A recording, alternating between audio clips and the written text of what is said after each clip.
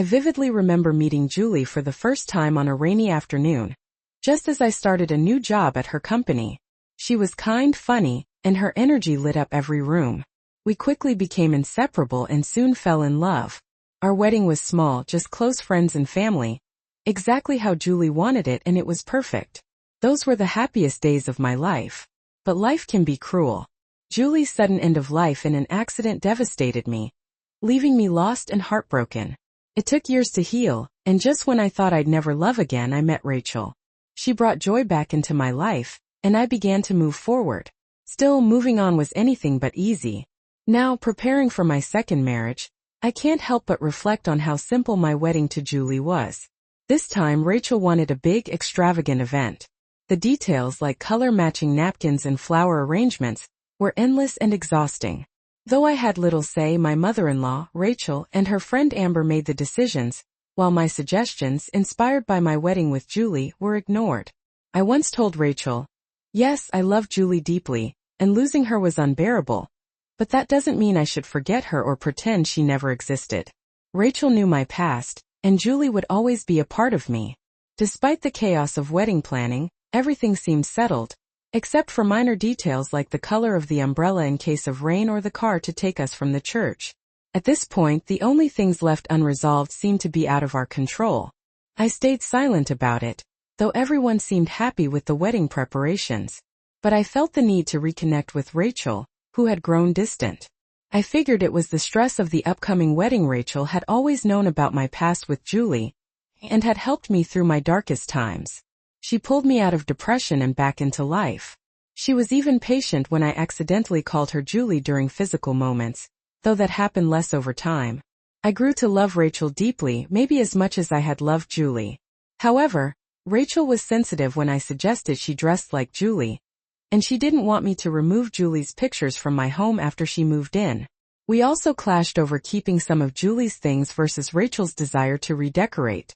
It was tough, but we worked through it and grew closer, eventually leading to my proposal. Rachel said yes, but after a long, unsettling pause.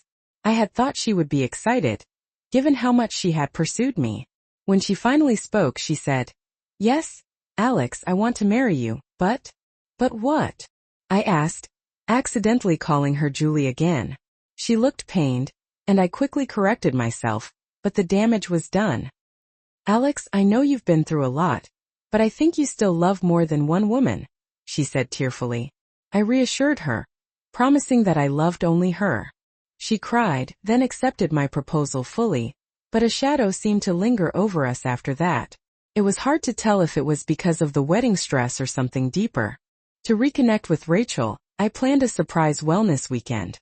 Her mood had been sour during the preparations, and I hoped the trip would help. I vowed not to mention Julie or any wedding details. When I told Rachel about the weekend, she smiled and kissed me, something that had become rare. "Oh, Alex, that's so sweet. Thank you," she said. Rachel seemed pleased, and I realized how tense I had been, fearing rejection. Luckily, the surprise hit the mark. "Oh, perfect.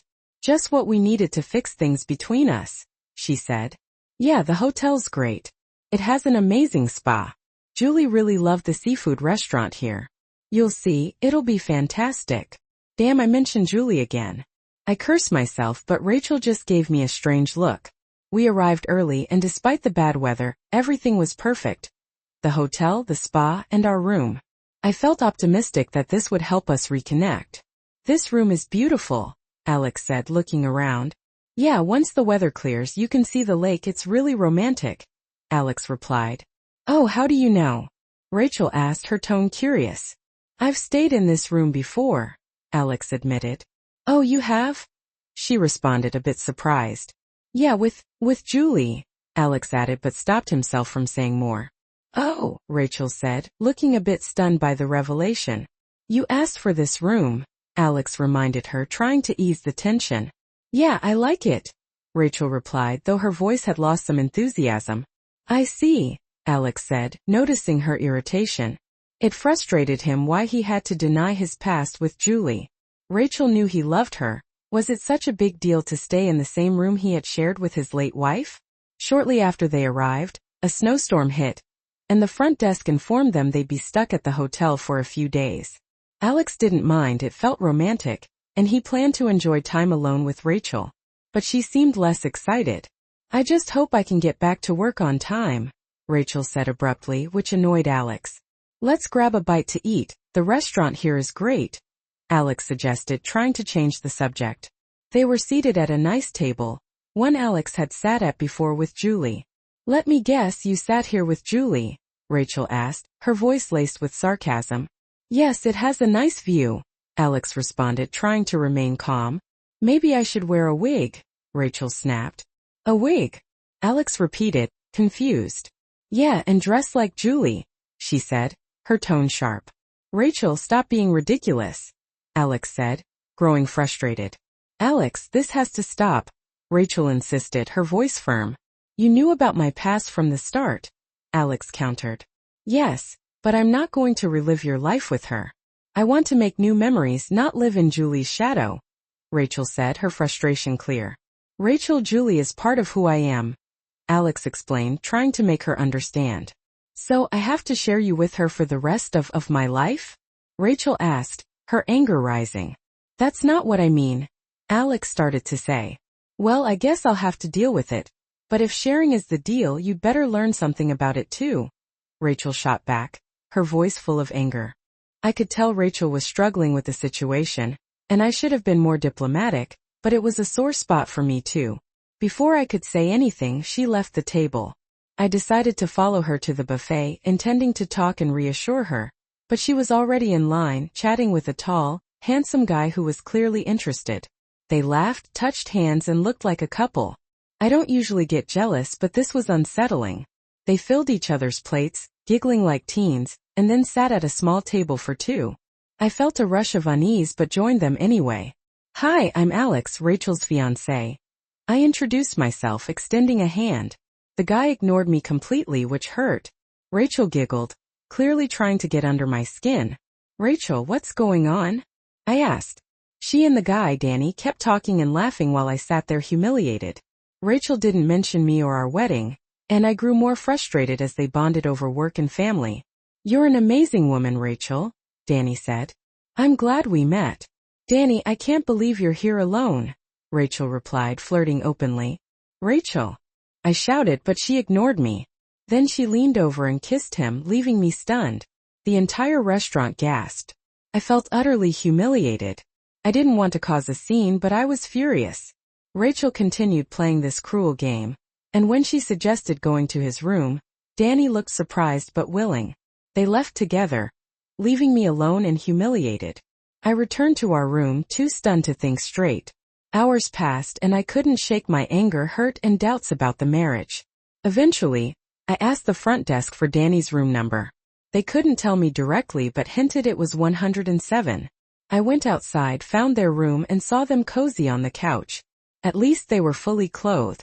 I took a picture. They spotted me, waved, and kissed again, clearly mocking me.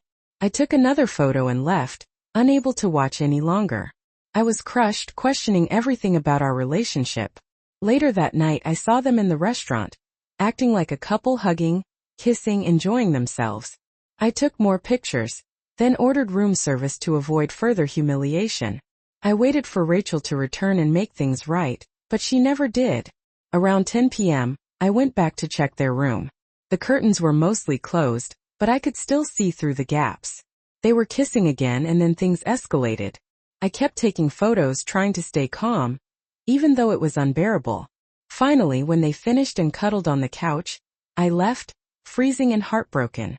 I went back to our room, cried, pounded the bed in frustration, uploaded the photos to my cloud, and finally fell asleep after taking some sleeping pills. I woke up around 9 with Rachel sitting in a chair, watching me quietly. Neither of us said a word. I wasn't angry anymore, just sad. Thoughts of what could have been ran through my mind. She didn't even look remorseful, just content, as if unaware or indifferent to the impact of her actions.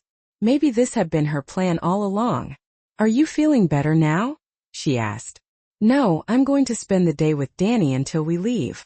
My stuff is already in his room. After that, I'll be yours again," she said. Unless you mention Julie," she added calmly. No, I replied in the same tone. Enjoy yourself. She left without another word. I couldn't believe how arrogant she'd become. Maybe I had misjudged her all along. She didn't want to end the relationship, just teach me a lesson. Sure, I'd been careless mentioning Julie, but her reaction was extreme. It was over between us. Stuck at the hotel, I felt trapped and humiliated. Desperately wanting to escape, my mind kept spiraling. And I knew I needed a distraction. As I headed for breakfast, Michael from the front desk stopped me. You don't have to stay here, he said. The roads will open for a short time today. Follow the supply truck, and you'll be able to leave before the next storm hits. Thank you, Michael, I said, meaning it, and tipped him generously. The idea of escape lifted a huge weight off my shoulders. I packed up, checked out, and followed the delivery truck to the highway with no issues. The drive home was long, and I struggled to process everything that had happened. One thing was clear. There would be no wedding. I canceled everything, the venue, the caterer, the DJ, and sent out simple wedding cancellation notices. Due to unforeseen circumstances, they read, "We regret to inform you that our wedding has been canceled." I didn't feel the need to air the dirty details. I also reached out to the San Francisco company I'd turned down because of Rachel. They welcomed me back, saying, "Come here, Alex, we'll find you a place and the job is still yours." "It sounds like your ex did you a favor," they added. I wasn't ready to laugh about it yet, but I was relieved. If this had happened 6 months into marriage, it would have been much worse. The pain of losing someone I loved was real, but her betrayal made moving on easier. A whole new life was ahead of me, and for the first time, I felt like I truly dodged a bullet. I quit my job, packed my car, and left our apartment on a whim. I even peed in her underwear drawer, though it didn't feel good afterward, just a childish act to show my frustration. The drive to San Francisco would take 4 or 5 days, and I looked forward to the solitude and time to reflect. After 2 days of anger and resentment, my phone rang as I started my trip. "Alex, it's Rachel," she said. "Thank God the roads are clearing." Rachel regretted answering, she continued. All the anger surged back, and he stayed silent. "Alex, are you there?" Rachel asked, her voice tense. "Yes," Alex replied flatly. "Did you cancel the wedding?" Rachel asked. "My parents called." "Of course," Alex responded. "What did you expect?" "That I'd still marry you." "Alex, please," Rachel pleaded. "I just heard about the Julie thing and made a mistake. I'm yours now. Nothing has to change." "Maybe," Alex said coldly. "But that person won't be me." Alex said coldly what Rachel asked, shocked. "I don't care how you justify it, we're done," Alex stated firmly. "Alex, please come get me, we need to talk," Rachel begged, her voice breaking. "No, I'm not your responsibility anymore, and I'm not in the neighborhood," Alex replied dismissively. "Where are you?" Rachel asked, desperate. "Kearney, Nebraska. I'm heading to California, starting a new life without you," Alex said, his voice resolute. Rachel began to sob, but Alex hung up. When the phone rang again, he blocked her number and resumed his journey, though the anger still lingered. An hour later, the phone rang again. "Alex speaking," Alex answered, sounding tired. "Hey Alex, it's Carl, Rachel's father. Did you cancel the wedding?" Carl asked, his tone concerned. "Yeah, or more accurately, Rachel did with her behavior," Alex replied. "What happened?" Carl asked. "She flirted with a guy right in front of me, kissed him, went to his room and spent the weekend with him. The whole hotel knew," Alex explained, his voice tinged with bitterness. Carl was silent for a moment. "I'm sorry, Alex. You're right, she's not ready for marriage. I apologize on her behalf," Carl said regretfully. "No hard feelings, Carl. I always liked you and Sue," Alex replied, softening his tone. "What will you do now?" Carl asked. "I'm heading to San Francisco to start fresh," Alex said. "Good luck, Alex." "You're a good man," Carl said sincerely. "Thanks, Carl," Alex replied, ending the conversation. That call hurt. My future had fallen apart in just days. Friends called during the drive, and though I didn't share details, most seemed to understand the breakup. Eventually, the calls stopped, and I focused on starting my new life, but it wasn't easy. My thoughts kept drifting back to Rachel, the good times, and that awful weekend. After 2 months in San Francisco, my doorbell rang one Friday evening. Expecting Jehovah's Witnesses, I reluctantly opened it. But it was worse. Rachel, looking beautiful and nervous. I immediately slammed the door. She rang again, but I turned off the doorbell. How did she find me? I knew I couldn't avoid her forever, so I reopened the door, but she was gone. Good, I thought. The next morning the doorbell rang again. Still groggy, I opened the door and there she was. I let her in without a word, resigned to the inevitable conversation. We sat in silence sipping coffee. She had clearly made an effort to look exactly how I liked, but my feelings for her were gone. This realization made me calm. Alex, she whispered, struggling to speak. I'm sorry. I stayed quiet, letting her talk. I've been awful, and I'm sorry it took so long to find you.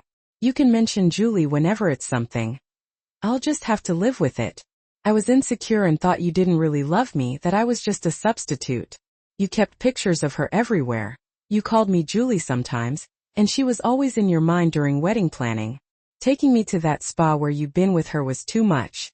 I snapped, and I'm sorry. I nodded, understanding. I should have been more sensitive, but that doesn't justify humiliating me and cheating on me. She said, tearing up. I've regretted it every day. We sat in silence, unsure of what to do next. How did you find me? I asked. All our friends know your address, but none wanted to tell me. She admitted. I tricked someone by borrowing their phone. I was glad my friends had my back. I gave up our apartment and my job. I rented a place nearby and I'm looking for work. I was surprised by what Rachel said, but it didn't change anything for me. Her news didn't make me happy. It just meant she'd be around, making things harder still. I felt strong enough to resist her. Alex, I know I hurt you at the hotel. I did it on purpose and humiliated you in public. I pushed you away and you had no choice but to leave. First, I didn't understand why I did it. I loved you then and I still do. I didn't care about Danny. He was attractive, but I didn't even like him. I tried to convince myself it was about teaching you a lesson, but deep down, I knew I just wanted to hurt you. So what was the real reason? Alex asked, his voice calm but probing. My dad thinks I was just jealous, Rachel admitted softly. Jealous of a dead woman? Alex asked, incredulous. You always talked about Julie like she was perfect, the most beautiful, flawless woman. I felt like I couldn't compete with her. I was so intimidated by her memory that I didn't even want to accept your proposal, even though it was my dream. Rachel confessed, her voice cracking. Rachel, I'm sorry for making you feel that way, Alex said, creeping into his voice. Julie wasn't perfect and we had our arguments, but I didn't think it was right to mention those after she died. I shouldn't have put her on a pedestal in front of you. Oh, Alex, Rachel sobbed and lunged toward him, seeking comfort. Wait, Alex. He stopped her gently. I said you could compete with her in the past, but now my view of you is tainted. Alex, she whispered through her tears. Give me a chance to prove you wrong. I'll be patient. I'll stay by your side until you trust me again. You can still talk about Julie, and I'll learn to live with it. I don't know, Alex replied, shaking his head. It's not that simple. I'll do whatever it takes, no matter how long, Rachel pleaded, her determination growing with each word. Rachel, I believe you, Alex said calmly, though his neutral tone confused her. How do you feel about me? She asked, almost in a whisper. I still love you. I haven't been with anyone since that night. I think I've mostly forgotten you though, he admitted. I'm not mad anymore, but I also don't love you anymore. Rachel flinched at his words but quickly regained her composure. That's bad, but I can work with it. You loved me once. Maybe you'll fall in love with me again. Rachel, I don't know if I can ever trust you again, he said. Your reaction was completely out of proportion. What's next if I forget to take out the trash, hire a hitman? Trust isn't even a goal for me right now. I swear I'll never be that stupid again, Rachel said. If we get back together, I'll sign a contract. If you leave me, I get nothing. No money, no kids, nothing. Kids? I laughed, surprised. Yes, if we ever get back together, here's the contract, she said, handing me a document. I was shocked to see how harsh it was. If we broke up, she'd get nothing, not even visitation rights. I doubted it was even legal. Did Carl help you write this? Alex asked, raising an eyebrow. Yeah, is it that obvious? Rachel admitted, a bit embarrassed. Well, I don't want to be with you because of a contract, and the real issue remains. I don't love you anymore, I don't trust you, I'm not even sure I like you. Alex replied, his tone firm. That last comment seemed to sting. I don't even like myself, Rachel admitted softly. I get that you hurt me deeply for no reason, Alex said, shaking his head. Alex, how about this, show me around San Francisco? We can just be friends and you can see how things go, Rachel suggested, trying to find a middle ground. Alex paused, considering her offer. He wondered if avoiding Rachel would feel like running away, and that would seem weak. The truth was he still liked her, even if he didn't trust her, and he didn't want to hide. Plus, he had no friends in San Francisco, so her company might be welcome. I don't know the city that well either, but I can show you what I know, Alex replied finally. Thanks, Alex, Rachel said, smiling as she headed to the kitchen to make breakfast, humming confidently. Alex didn't mind her being around, but he knew there was no chance of them getting back together, contract or no contract.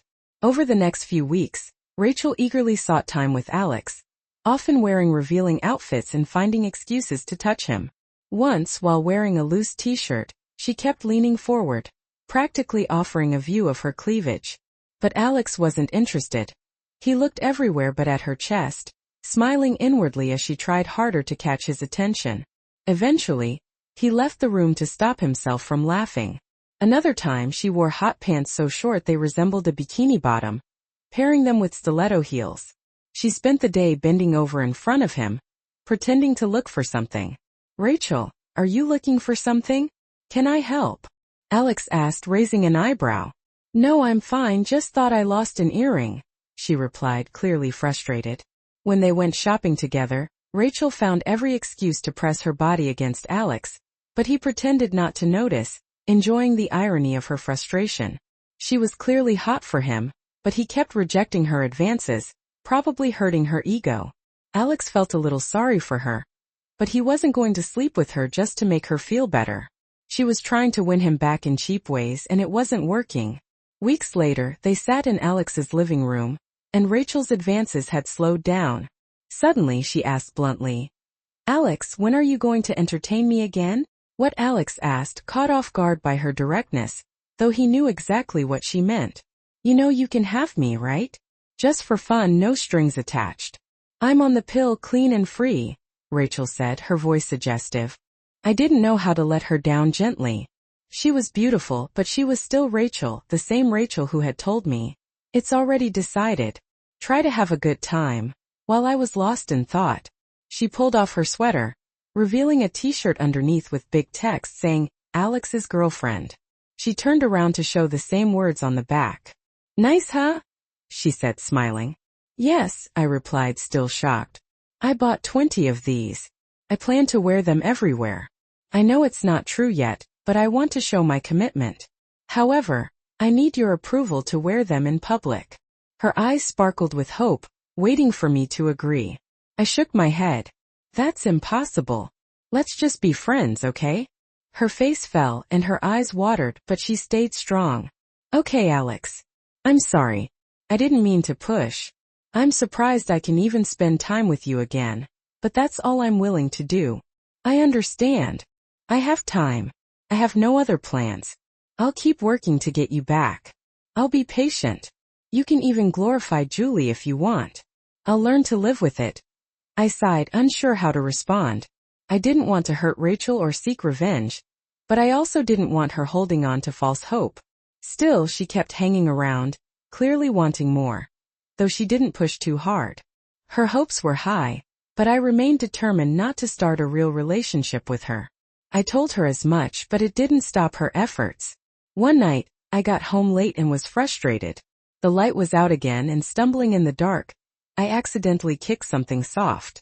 I used my phone's flashlight and saw a small woman curled up on the floor. Confused, I carried her inside. She was dirty but seemed healthy, so I put her in the guest room, covered her with blankets and went to bed. I woke up unexpectedly in the middle of the night. Not because of my alarm, but because of something pleasant. I should have told her to stop, but all I managed was a weak, yeah. We had Zach, and before I knew it, she disappeared back into the guest room. It was over as quickly as it started, leaving me wondering if it had even happened. The next morning, I heard her humming in the shower. She was thin but had a pretty face and seemed relaxed while eating breakfast. We didn't talk about the night before. After eating, she got dressed, said, "You're a nice guy," and left. Without a trace. I was stunned. I had just slept with a woman whose name I didn't even know. Then when I found a needle in the trash, a chill ran down my spine. Panic set in as I realized we hadn't used protection. I immediately went to the doctor, who told me I didn't have any detectable STDs but needed to wait for some results. I swore I'd think before acting next time. Meanwhile, Rachel continued pushing for more, but I couldn't see myself being with her again. I still found her attractive, but the love I once felt was gone. She wisely kept her marriage and kids talk to a minimum, knowing too much pressure would push me away. We spent time together as friends, and while she hoped for more, I knew it was never going to happen. Months later, Rachel and I were about to have dinner when the doorbell rang. She jumped up to answer it, always eager to assert herself as if she were still my partner. I let her, realizing I'd been keeping her around for companionship while never fully clarifying that we wouldn't get back together. Despite her beauty and the fact she could be with someone else, she remained determined to win me over. When the door opened, I turned to see the woman I'd met months earlier standing there, still thin except for her noticeably large stomach. Rachel looked surprised but quickly understood the implications of the woman's visit and her condition. "Please come in," Rachel said quietly. "Join us for dinner." "I'm Rachel," Annie the woman mumbled, uninterested in pleasantries. Annie sat down without hesitation and began eating. "I'm pregnant," she said bluntly, confirming what we had guessed. "It's yours," she added, pointing her fork at me. I stared at the steak on her fork, trying to process it. "You're the only one I've had unprotected sex with," she continued, as if discussing the weather.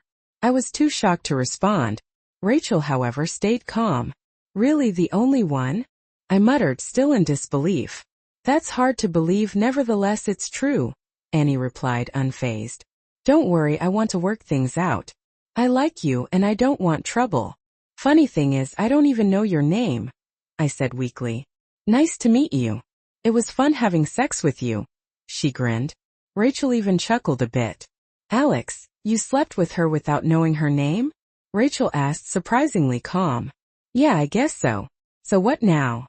Do you want an abortion?" Rachel asked. "No, it's too late. I've seen the ultrasounds. It's a baby now and I can't end her life," Annie replied, her tone more serious. Rachel didn't miss a beat. "No problem, we'll adopt her." I dropped my fork completely, shocked. Rachel turned to me. "Shut up, Alex. This is a woman's matter. This could have been my baby if I hadn't messed up." I tried to speak, but Rachel was already making decisions.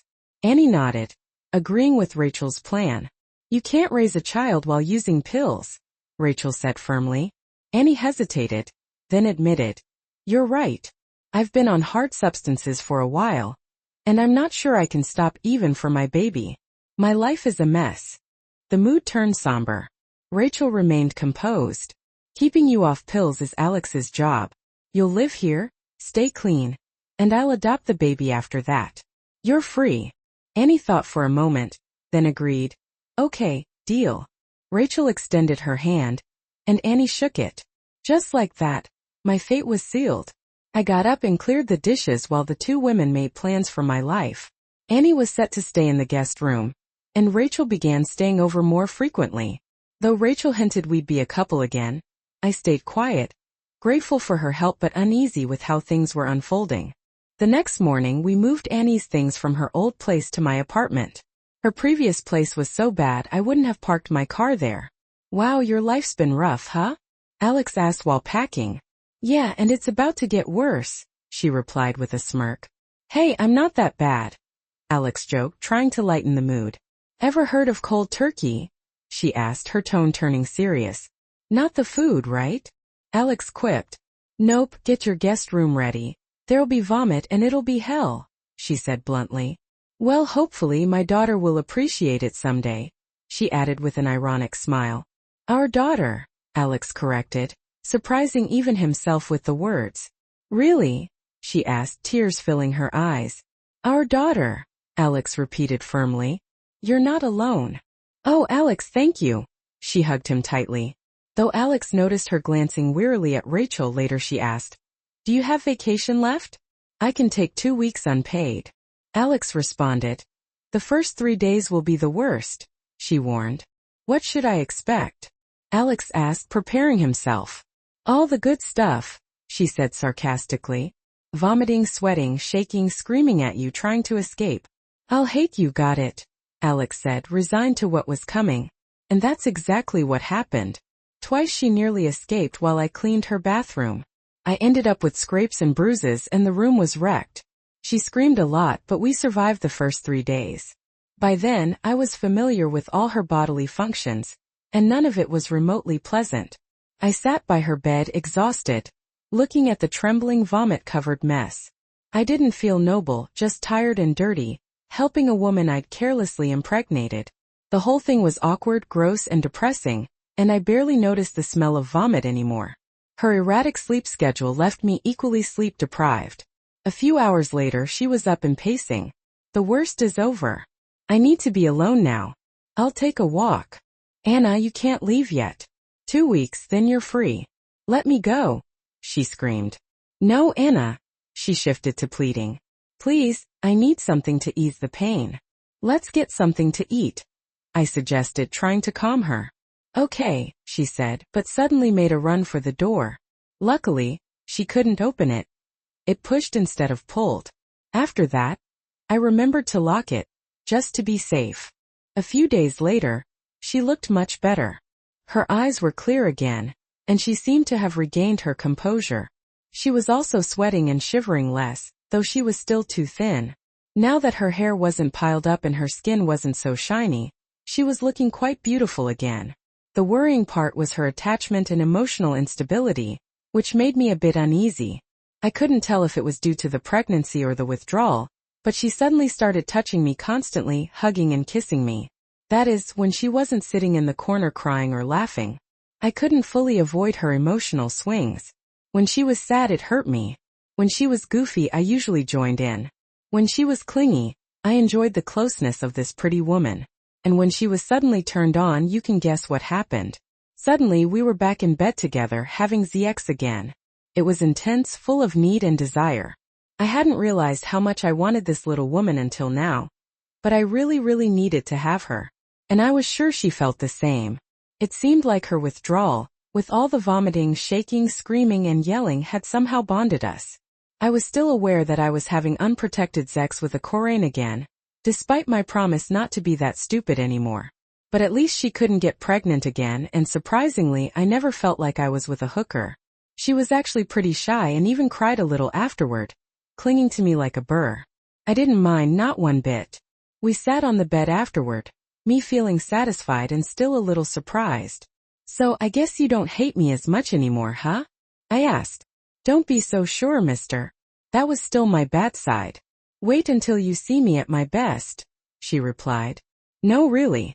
I think I've beaten my demons now, and I'm starting to think straight again. No, I never hated you.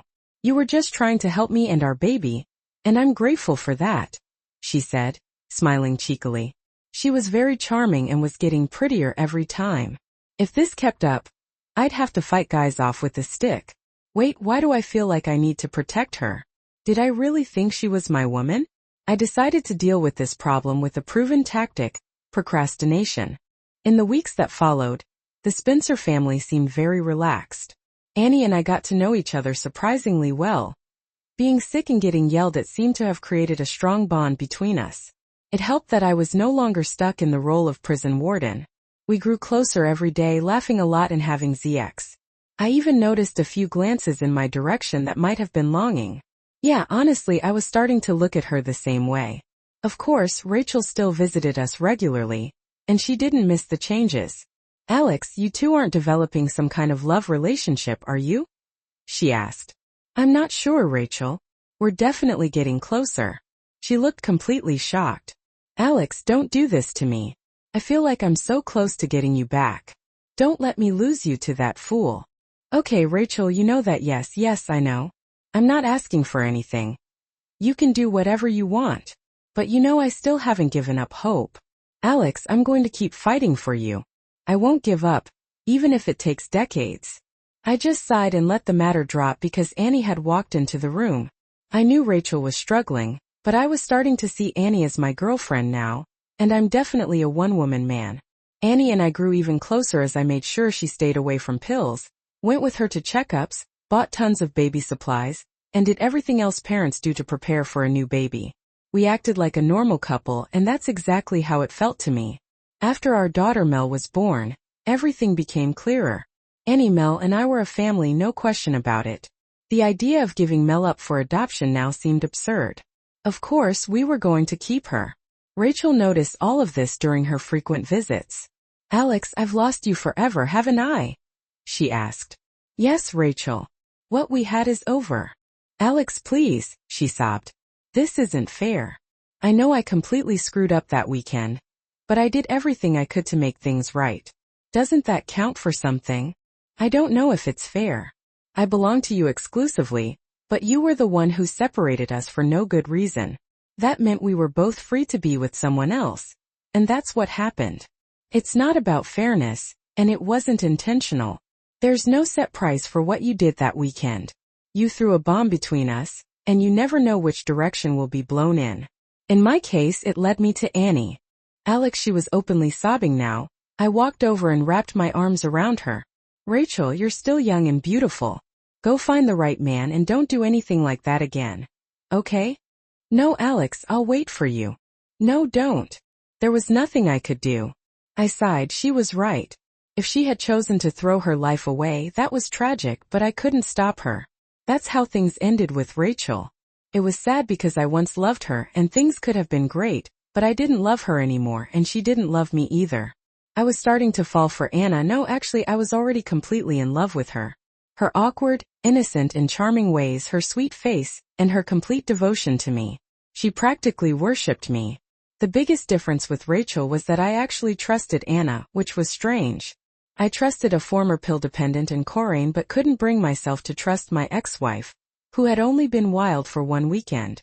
The next few years brought us a small civil wedding, raising Mel, Rachel's disappearance, thankfully, and no recurring pill issues. Life with Anna wasn't always easy, of course. She still had major mood swings. But by then, I knew her well enough to handle it. The deep love we had for each other helped too. Mel was amazing. She had me wrapped around her little finger. Everything fell apart shortly after Mel's second birthday. I just put Mel to bed while Anna was still out shopping. Mel had worn me out again, and I collapsed on the couch, ready to zone out in front of the TV like usual. The doorbell rang the moment I sat down. Annoyed, I got up and opened the door. 2 policemen stood there. Good evening, how can I help you? I asked. Good evening, Mr. Spencer, I'm Sergeant Jacobs. Are you married to Anna Spencer? Yeah, what's wrong?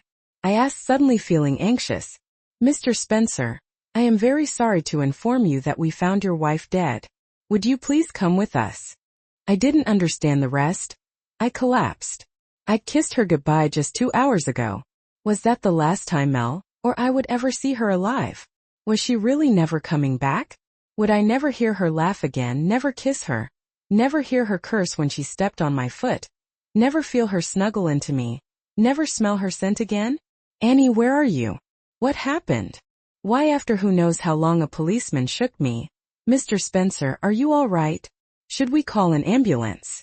No, I'm fine, I replied. It turned out she had died of a massive overdose of hard substances. I had no idea she was still using. One of the officers casually mentioned he knew her. He said she worked part-time as a coroner and was too experienced with pills to make such a fatal mistake.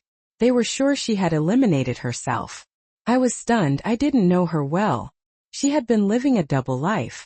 Within days I was shattered, unable to work, struggling to take care of Mel. A week after her end of life, I sat on the couch again, staring blankly at the TV, crying occasionally, feeling lost and incapable of handling the situation, emotionally and practically. Mel was crying again, which had become normal. Losing Annie devastated me and created a host of practical problems. My time off was almost over, and I needed to return to work. How was I going to take care of Mel? I had no family nearby and no one to rely on. Could I hire a babysitter? Could I trust anyone? Most of the people I trusted had deceived me in some way. Yeah, even Anna. Thinking back, she loved me, but she also deceived me. She lived a double life as a coroner and pill dependent while I was at work or away on business. And now she had left me with Mel, without a word or explanation. Ding dong, the doorbell rang, pulling me out of my thoughts. It had been ringing for a while. Mel was still crying. I felt completely overwhelmed by Anna's end of life, by Mel's constant crying, by the weight of everything. I had tried to feed her and failed again. And I couldn't rock her to sleep. I felt helpless. Ding dong. The door. Or Mel. I had no idea what to do with Mel, but the door gave me a clear task. I could walk over, open it, and see who was there. So I did, and instantly regretted it. No, please, no more complications. Life's hard enough as it is, I muttered. It was Rachel. No, was all I managed to say. You look awful. I'm so sorry, Alex, she said softly, stepping in and hugging me. Strangely, I felt nothing. After 2 years apart, this was the woman I almost married, yet I felt nothing. Shouldn't I feel something, anger, sadness, anything? But there was only awkward indifference, or maybe I was just too exhausted. She didn't seem to notice. Finally, she let go and carried the large bag she had with her into Mel's room. Hey, I weakly protested, but followed her into the room, too exhausted to resist. She picked up Mel from the bed, gently rocked her, and hummed a quiet tune. Amazingly, Mel started calming down after a while, and she seemed completely content, which astonished me. Rachel carefully laid her back in bed, covered her up, and then walked straight into the kitchen, as if she lived there, unloading her bags and preparing food for Mel. How did you start? I've read all about it. What? When? When I heard about Anna's end of life, I knew right away that you'd be in trouble, Alex, she said matter-of-factly, though I noticed her stealing quick glances in my direction, betraying her calm exterior. Do you still live in the neighborhood? Of course, I never moved. And no, I'm not dating anyone. Yes, I've been watching you. No, I haven't had a man since that weekend when I ruined my life. She turned to face me, tears welling up in her eyes. Yes, I still love you, she whispered, and then quickly left the room. I followed her to Mel's room and watched as she rocked and fed her. Damn, why wasn't Mel crying? I wondered. Usually when I tried, the entire neighborhood needed earplugs. Rachel handled Mel effortlessly. She had come prepared. After a while, she turned to me again. What's your plan, Alex? I'll take care of you, she continued before I could answer. I'll always be here for you, always. I stayed in the background so I wouldn't interfere with your marriage, but now that you're struggling, I have to step in. That was quite a declaration. This woman had clearly made up her mind to dedicate her life to me, which was remarkable. Was it love or guilt? Could guilt drive someone to wait patiently for 2 years and then rush to help like this? What do you mean? Alex asked, feeling more confused than ever. I quit my job, she announced. You what? Alex replied, shocked. How else can I take care of you and Mel? You need a full-time nanny and Mel needs me too, she said with a smile. To Alex's surprise, he found himself laughing for the first time in ages. She was right. Have you eaten anything? She asked, concerned. Since when? Alex responded. Since Anna's end of life, she said softly. I don't remember, Alex admitted. All right, Mel's fed now, it's your turn. Just sit on the couch, she instructed. Alex did as she said, sitting down and realizing how grateful he was for her presence. Having someone to talk to, someone to fend off the loneliness and helplessness, was a huge relief. He could hear her rattling pots and pans in the kitchen. After a while, she returned with a plate of food. Feeling better? She asked, handing him the plate. Yes, less lonely. And you're right, I do need help with Mel. Thank you. But what about your job? Alex asked, still processing everything. Alex, for 2 years I haven't had a life. I haven't gone out or spent much. I've just stayed in my little apartment. The only thing I spent money on was the gym, she explained. You go to the gym? Alex asked, surprised. Yes, I wanted to, she replied, blushing a little. Anyway, I've saved up a lot. I can live for almost a year without working. We'll figure things out before then, she assured him. Oh, Alex said, feeling like he'd been thrown a lifeline but unsure how to respond. Yes, I'll take care of you. In a year you'll know what to do with your life. Maybe you'll meet someone new. Maybe you'll reconsider other options, she said with a small smile. Oh, I have to check on dinner. The meal was delicious, and Alex thanked her repeatedly afterward. He felt the urge to collapse into bed and sleep for a week, but she wasn't having it. Oh no, mister, you're not going to bed without a shower and brushing your teeth, okay? She teased. Yes, Mom, Alex joked, and she gave him a playful nudge in the ribs. She was right, though. His hygiene had been terrible lately. When I stepped out of the shower, I found my bed freshly made. It hit me that Anna had been the last one to make it, and the thought saddened me as I climbed into bed under Rachel's benevolent smile. I couldn't stop thinking about Anna. Was our love real? Could you truly love someone you didn't fully know? She clearly hadn't trusted me enough to tell me everything. Soon after, I drifted into sleep, something I hadn't done peacefully since Anna's end of life. The next morning, I woke up to breakfast waiting on the nightstand. I was surprised I had slept through the night, something that hadn't happened since it all began. How had Rachel managed to keep Mel quiet? She wasn't just determined to help me, she was also quite capable of it. I ate breakfast, feeling a comfort that had escaped me for weeks. A little while later, Rachel entered the room humming happily, holding a sleeping Mel in her arms. She made it all seem so easy. Could a baby really adapt so quickly without her mother? One thing was for sure. I couldn't move on from Anna that easily. I was still grieving, still shocked by her end of life and the double life she had led. It hurt deeply, but I was thankful for Rachel's help, even if I didn't feel any special affection for her yet. Feeling better, she asked, sitting beside me. Physically, yes, thanks to you. Emotionally, I'm still in shock. I don't understand how this all happened. Are you talking about Anna's end of life? She asked softly. About everything, Anna's end of life, the sudden change. It feels like I'm drifting. If you want me to move out, I will, Rachel said quietly. I don't want to impose. No, don't. You're helping me a lot. Please stay, she nodded, and I noticed a tear escape her eye. A few days later, I returned to work, confident Rachel could handle things. She was amazing with Mel, managing everything, including my emotional state while giving me space when needed. She never tried to kiss me, but she'd hug me when I was down, exactly what I needed at the time. Alex, I need to visit my parents this weekend. Can you manage a few days alone? She asked, about 2 months after Anna's end of life. I realized I didn't want her to leave. It wasn't about practical reasons. I needed her presence, which confused me. Rachel smiled when she noticed, exclaiming, Yes, yes. She hugged me, and I realized I still loved her. The feeling had been buried under stress, but it was there. Rachel kissed me for the first time in years, and I hadn't realized how much I needed it. Everything felt good again, even if just for the moment. The sex that followed was a little awkward, but we didn't care. Afterward, Rachel promised, Just don't hurt me again. Never. Rachel, never again, I assured her. We had both suffered, but it wasn't in vain. We had Mel, and I promised to be the best partner I could be. Good. You'll handle the weekend alone, but don't stay longer. From now on, this is our home, and we'll be a family. Life started to fall into place.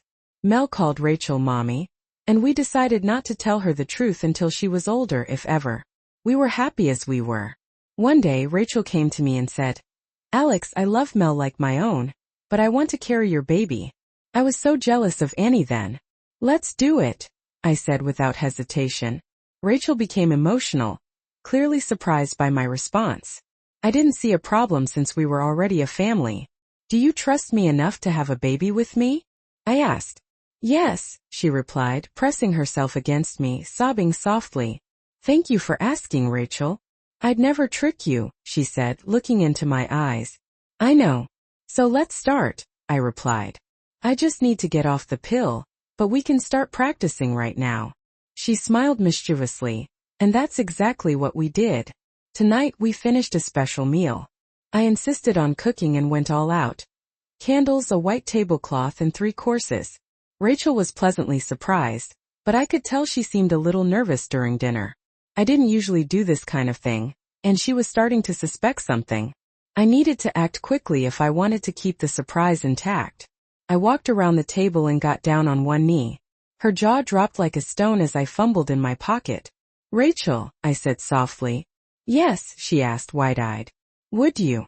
"Yes, yes, Alex, yes, of course," she blurted out before I could finish. Her joy overflowed and I went quiet, pulling her into a huge kiss as I fell back under her pregnant body. "Thank you, Rachel," I said, still in awe of the moment. "Are you kidding me, thanking me? I should be thanking you, and I'll keep thanking you for the rest of my life," she said, her eyes glowing. "And you know we still have that contract," I teased. "Yes, but I don't think I'll need it," she smiled. "You won't," I reassured her. "Oh, and Rachel, one more thing, it's about Mel," I began cautiously. "She needs a mother, but she already has one," Rachel said, her tone softening. "Yes, but not legally," I pointed out. Rachel looked at me and to my surprise tears filled her eyes. "God, you'll be lucky today," she said through her sobs. "And for the rest of your life." I was now back in the present. I'm lounging by the pool in the backyard. My beautiful wife keeps casting longing glances my way while I play with our son. The wedding was small, just in time for my overjoyed father to witness it before he lost his battle with cancer. Before the wedding, I had waited for any sign of Rachel's old madness returning, but she knew exactly what I was thinking and just smiled. "It's not happening, Alex," she said with quiet confidence. "Not this time. I've learned my role." She was right. I just hope marriage turns out to be less complicated for others. I always knew the process would be tricky, but Rachel's and my version seemed a bit over the top. Dear readers, if you've actually made it through this story, it ends right here. What follows is an alternate ending for those who prefer quick resolutions. It makes no sense and doesn't relate to the story. I just assume these readers prefer simpler narratives. "It's over, Rachel," I said. "I truly loved you, but you've completely destroyed all my feelings for you." "No," she held. "Alex, I can fix this. Please give me another chance. I know how stupid I was and it won't happen again. I've learned my lesson and I love only you." "It's too little too late, Rachel," I replied. "And by the way, your lover Danny tried to confront me. Apparently, he had no idea about my Navy SEAL background." "He's not a bad guy, Alex," she said. "Did you hurt him badly?" "Not too much, I guess, but he won't be doing much for a while. He didn't realize it was a covert intelligence op." "I'm so sorry about how things turned out, Alex," Rachel continued. "And don't worry about the $15 million. It's safe in my Cayman offshore account. I know it looked bad when I tried to pimp you for the cartel and they attempted to steal your Mustang, but it was never about the money.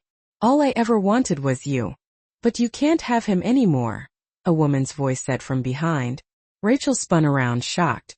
"And who are you?" Rachel demanded. "I'm Sasha, Alex's new fiancée," the woman replied, her voice cool and confident. She was a few years younger than Rachel and looked like a supermodel.